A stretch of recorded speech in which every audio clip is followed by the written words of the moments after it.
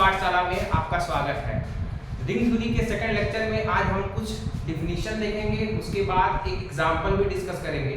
लेकिन डिफिनीशन तो मैंने पिछले लेक्चर में आपको बताई थी कि रिंग थ्योरी में आपने पहले डिफिनीशन पढ़ा था कम्यूटेटिव रिंग और कम्यूटेटिव रिंग विद यूनिटी, उसके साथ फिर मैंने रिंग विद यूनिटी की भी डिस्कशन की थी।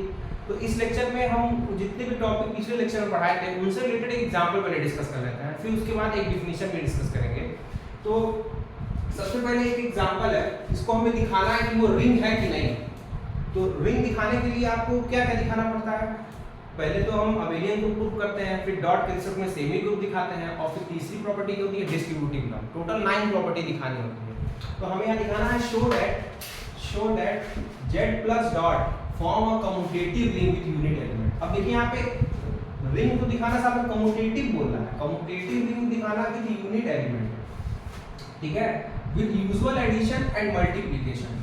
ये इंपॉर्टेंट है। देखिए कम्यूटेटिव रिंग, देखिए रिंग तो दिखाना है, रिंग के साथ कम्यूटेटिव लॉ वाली प्रॉपर्टी भी दिखानी है। मैं बताया था कि रिंग के बाद एक डिफिनीशन था कम्यूटेटिव रिंग, तो उसमें हम लोग कम्यूटेटिव लॉ अंडर मल्टीप्लिकेशन दिखा देते हैं। तो टोटल 9 प्रॉपर्टी तो रिंग की दिखाते हैं, उसके बाद इसमें दिखानी है कम्यूटेटिव वाली प्रॉपर्टी, मतलब 10 प्रॉपर्टी, और फिर यूनिट वाला, तो यूनिटी दिखाया था, मल्टीप्लिकेटिव आइडेंटिटी वाली प्रॉपर्टी, मतलब टोटल हमको 10 प्रॉपर्टी दिखानी है ring commutative ring with unity unit के लिए। देखिए यूनिट एलिमेंट का मतलब वही मल्टीप्लिकेटिव आइडेंटिटी की बात कर रहा है। टोटल हमको 10 प्रॉपर्टी दिखानी है। तो आइए अब देखते हैं प्रॉपर्टीज। तो देखिए सेट ऑफ इंटीजर, आपको पता है कि सेट ऑफ इंटीजर के अंदर एलिमेंट कैसे होते हैं, 0 plus minus 1 plus minus 2 plus minus 3 and so on. पता है कि 0 प्लस माइनस 1 टाइप के एलिमेंट होते हैं, प्लस माइनस 2 प्लस माइनस 3 इस तरह के एलिमेंट होते हैं सेट ऑफ इंटीजर में।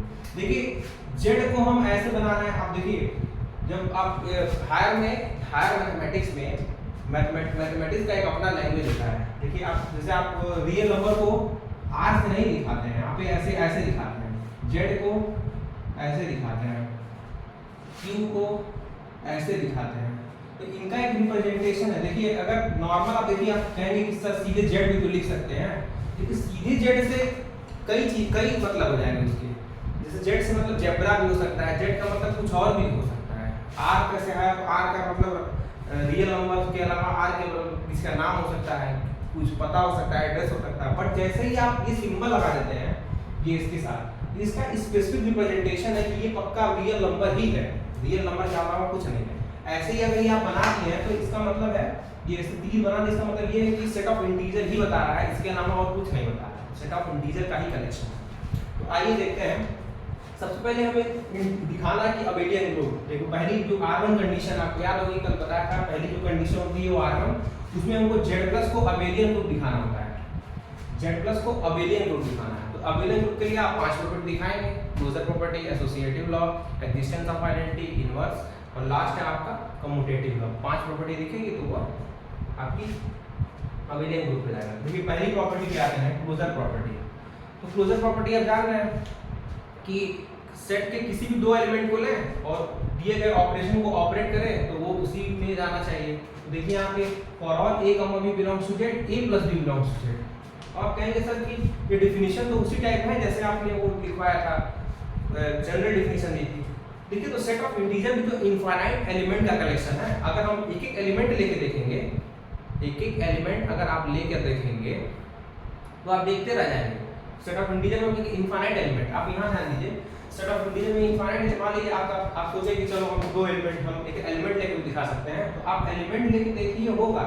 और पहली बात तो ये शो दैट करना है, तो शो दैट इसका मतलब ये है हमें सिर्फ दिखाना है, ठीक है। और एक एक एलिमेंट लेके आप नहीं दिखा सकते ना, इन जनरल दिखाएंगे। तो हमने लिखा for all a, b belongs to z, और तो हर एक एलिमेंट के लिए जब हम 2 ऑपरेशन ऑपरेट करेंगे तो वो भी उसी में जाएगा। आपको लगेगा कि शायद पता नहीं जाएगा कि नहीं। आप एग्जांपल लेके कोई भी आप एलिमेंट उठा लीजिए z का, z में आपके एलिमेंट मान लीजिए हमने 2 उठा लिया, -2 और -3 उठा लिए, 2 उठा लिए -3, ये एलिमेंट दोनों क्या होते हैं, z में होते हैं, z में होते हैं दोनों, ठीक है। अब इनके बीच ऑपरेशन लगा दीजिए, 2 ऑपरेशन एडिशन का होगा -3, ठीक है। आपको बताया 2 -3 कितने होते हैं, -1, तो ये क्या वैल्यू हो जाएगी इसकी, -1। आपको पता है ये जो -1 है वो z में बिलोंग करेगा, z में आएगा ना ये आउटपुट। मैंने बताया था कि जो एलिमेंट ऐड करने में आना चाहिए वो उसी में जाना चाहिए, ठीक है। तो यहाँ पे देखिए ऐसे आप किसी भी एलिमेंट को लेके देखेंगे इंटीजर के, हर एक एलिमेंट के लिए प्रॉपर्टी होल्ड होगी, इसलिए इन जनरल लिखा गया। एक एक एलिमेंट को लेके देखेंगे नहीं, इसलिए ए बी के फॉर्म में लिखा गया है, तो इससे आप कंफ्यूज मत होइएगा, ठीक है। अगली प्रॉपर्टी आते हैं। अगली प्रॉपर्टी जो है वो एसोसिएटिव लॉ है। अब एसोसिएटिव लॉ किसे कहते हैं? आपको पता है कि एसोसिएटिव लॉ के लिए हमने बताया था कि हमें कोई भी 3 एलिमेंट चाहिए, तो सबसे पहले हमने 3 एलिमेंट लिया A B C belongs to Z, उसके बाद a plus B plus C. सबसे पहले b और c को एक साथ लिखे, फिर a को बाहर कर दिया, तो उसके बाद a और b को एक साथ लिखे, सी बार अगर ये कंडीशन होल्ड हो जाती है तो उसे हम एसोसिएटिव लॉ कहते हैं। सिमिलरली इसका एग्जिस्टेंस ऑफ आइडेंटिटी बताए थे। अब आपको पता है कि मैंने बताया था कि एडिशन के रिस्पेक्ट में हमेशा जीरो ही आइडेंटिटी एलिमेंट होता है। इस बात का देखिएगा, एडिशन के रिस्पेक्ट में जीरो ही होती है उसकी आइडेंटिटी एलिमेंट। तो देखिए यहाँ पे zero there exist an integer. अब देखिए जीरो जो होना चाहिए वो बिलोंग करना चाहिए आपके सेट में, तो सेट में जीरो है, देखिए जीरो बिलोंग कर रहा है यहाँ पे, इसका मतलब देयर एग्जिस्ट है इंटीजर, मतलब एक इंटीजर है जीरो। और देखिए एक ही है जीरो, दो जीरो नहीं है, मतलब यूनिक आइडेंटिटी हमेशा यूनिक होती है, इसलिए होता है। तो देयर एग्जिस्ट है integer zero belongs to Z such that a plus zero. अब बताया था वही प्रॉपर्टी जो कल बताया था मैंने, पिछले वाले लेक्चर में बताया था कि जब हम उस आइडेंटिटी एक ऐसा एलिमेंट होता है कि जिसको किसी भी एलिमेंट के साथ ऐड करें तो वही एलिमेंट आ जाए, सेम एलिमेंट आ जाए। देखिए a प्लस जीरो चाहे लेफ्ट से ऐड करें चाहे राइट से, हमेशा वही एलिमेंट दे रहा है। देखिए a plus zero, zero plus a, इसका मतलब क्या है कि जो जीरो है वो आइडेंटिटी है, ठीक है, सेम एलिमेंट आ जाए तो ये जो जीरो है वो आइडेंटिटी एलिमेंट को रिप्रेजेंट कर रहा है। इस तरह अगली प्रॉपर्टी है एग्जिस्टेंस ऑफ इनवर्स। तो each a belongs to Z, मतलब हर एक इंटीजर के लिए हमें एक ऐसा इंटीजर उस सेट में एग्जिस्ट करे कि जब हम उसको दोनों को ऑपरेट करें अंडर ऑपरेशन तो वो हमेशा आइडेंटिटी एलिमेंट देते हैं। तो जैसे मान लीजिए a, जैसे a इंटीजर है, a आपने कोई एलिमेंट लिया, उस एलिमेंट को किसके साथ ऐड करें कि आइडेंटिटी देते हैं। आपको आइडेंटिटी लेना है और आपको आइडेंटिटी जीरो है, पता है कि एडिशन के रिस्पेक्ट में हमेशा आइडेंटिटी जीरो होती है, तो जीरो यहाँ लगा दिया आपने। तो आप a के साथ किसको ऐड करेंगे, तो माइनस a जो अब ऐड करेंगे अगर a के साथ तो वो हमेशा जीरो दे देगा, तो माइनस a क्या हो गया, इनवर्स एलिमेंट हो गया। देखिए लिखा है टू ईच a, मतलब हर एक इंटीजर के लिए जितने भी इसमें इंटीजर है 0 1 2 3 4 जितने भी इंटीजर है इन सब के लिए हमें एक ऐसा इंटीजर और एग्जिस्ट होना चाहिए जो कि इस कंडीशन को सेटिस्फाई करे। जैसे आप एग्जांपल में देखिए, जैसे मान लीजिए मैंने ऐसे आप कोई नंबर बोले, मान लीजिए मैंने 2 ले लिया, ठीक है, तो 2 को किसके साथ हम ऐड करें कि वो आइडेंटिटी दे दे। तो आपको पता है कि -2 ऐड करेंगे, तो -2 अगर लेंगे तो ये देखिए होल्ड हो गया कंडीशन। अब -2 आप जो ले रहे हैं, ये जो -2 है वो z में बिलोंग भी करना चाहिए। देखिए लिखा है ना there exist a belongs to -a belongs to z, तो -2 बिलोंग भी करना चाहिए। देखिए -2 होता है इसमें, ठीक है। मैंने एक जनरल आपको एग्जांपल बता रहा हूँ, कोई भी एलिमेंट लेंगे हर सबके लिए होता है, सेट ऑफ इंटीजर के केस में बता रहा हूँ, ऐसा मत समझिएगा कि हर केस में, सेट ऑफ इंटीजर के केस में होता है, तो इनवर्स एलिमेंट एग्जिस्ट करेगा। अगली जो प्रॉपर्टी है commutative law, for all a, b belongs to z such that a + b = b + c। ये भी प्रॉपर्टी बताया था कि चाहे a और b को इधर से लेफ्ट साइड करें चाहे राइट साइड करें, दोनों इक्वल हो जाए तो हम उसे कम्यूटेटिव लॉ कहेंगे, ठीक है। तो ये देखिए इसी तरह आपने जनरल डेफिनेशन भी देखा था।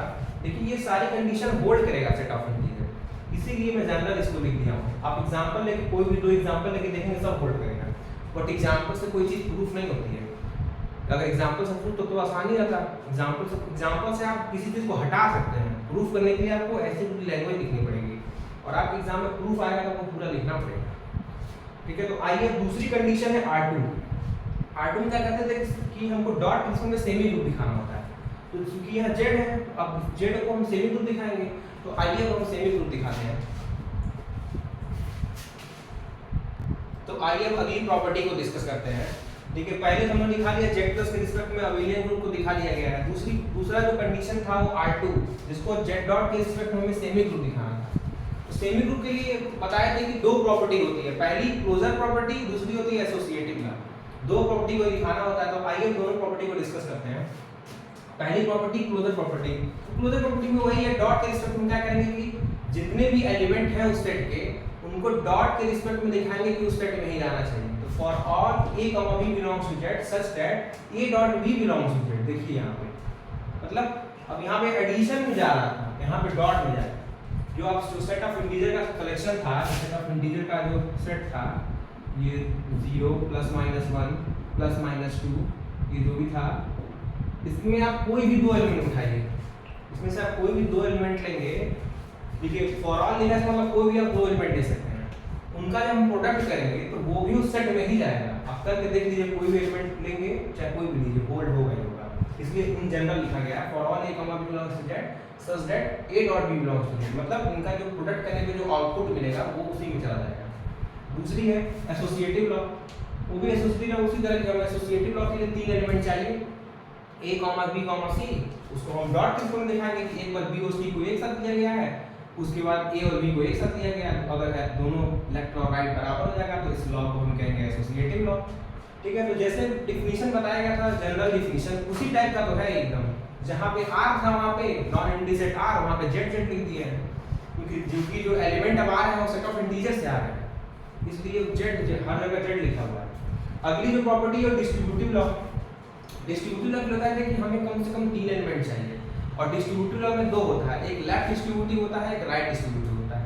तो आइए ये जो पहली है कि जब हम ए को देखिए, पहले सबसे पहले क्या किया गया, बी और सी को ऐड किया गया, बी और सी जो देखिए for all A comma B C, B और सी को ऐड किया गया, उसके बाद ए से ऑपरेट किया गया, मतलब ए से डॉट प्रोडक्ट लगाया गया, तो A dot B plus A dot C. अब ए को लेफ्ट से ऑपरेट किए थे तो इसको लेफ्ट वाला कहते हैं, बताया था कि इसको लेफ्ट डिस्ट्रीब्यूटिव लॉ कहते हैं। अब जब देखिए यही एलिमेंट है बी प्लस सी, इसको ए को राइट से ऑपरेट किया जाता है, राइट से ऑपरेट करेंगे तो इसको राइट डिस्ट्रीब्यूटिव कहते हैं, इसको राइट कहेंगे, आप इसको लिख लीजिएगा राइट डिस्ट्रीब्यूटिव लॉ कहते हैं।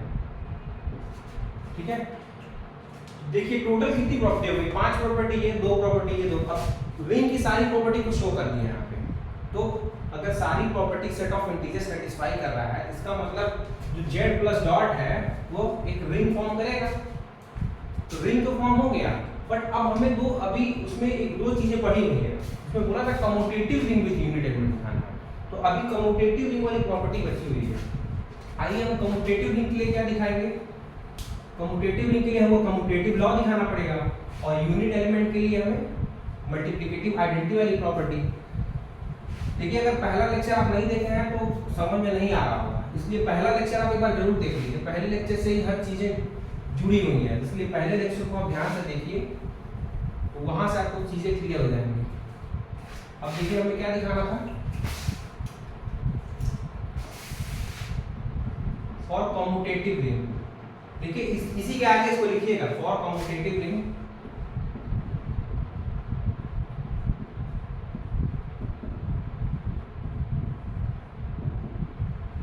कम्यूटेटिव रिंग क्या दिखाएंगे सबसे पहले, for all A comma B belongs to Z. देखिए सेट ऑफ इंटीजर से लेना है, क्योंकि हमें इंटीजर के लिए प्रूव कर रहे हैं, तो हम एलिमेंट सेट ऑफ इंटीजर से लेंगे।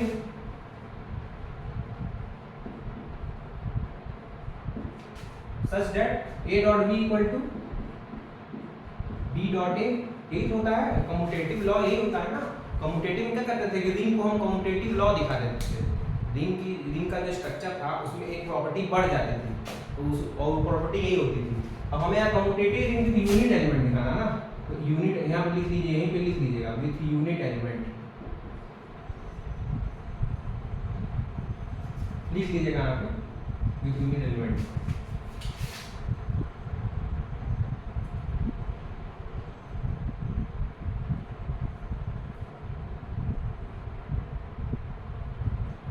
ठीक है, तो देखिए इसमें पहला दिखा दिया गया कि कम्यूटेटिव लॉ है, ये पहला मान लीजिए। इसी दूसरा क्या था, देखिए यहाँ तक आप पहले शो कर लीजिएगा, फिर लिखिए for commutative with unit element के लिए पहला दिखा दीजिए। दूसरा क्या होता है कि there exist multiplicative identity one belongs to Z such that, देखिए सेकंड वाले में क्या होता है कि हमें मल्टीप्लिकेटिव आइडेंटिटी मिलती है। मल्टीप्लिकेटिव आइडेंटिटी किसे कहते हैं, वन को हम मल्टीप्लिकेटिव आइडेंटिटी कहते हैं, बताया था कि डॉट के रिस्पेक्ट में आइडेंटिटी वन होती है, तो यहाँ पे one belongs to Z such that A dot one dot a equal to a, और ये सबके लिए होगा for all a belongs to z, इस हर एक ही होगा। ठीक है, तो देखिए अब यहाँ पे हो गया कम्यूटेटिव रिंग, देखिए रिंग दिखा दिए जेड को, दो प्रॉपर्टी जो और थी दोनों, उन दोनों का दिखा दिए, तो सारी प्रॉपर्टी को अगर कंबाइन करेंगे तो हम क्या कह सकते हैं, देयरफॉर यहाँ therefore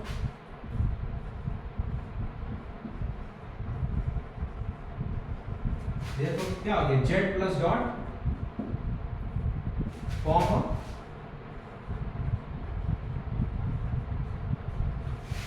commutative ring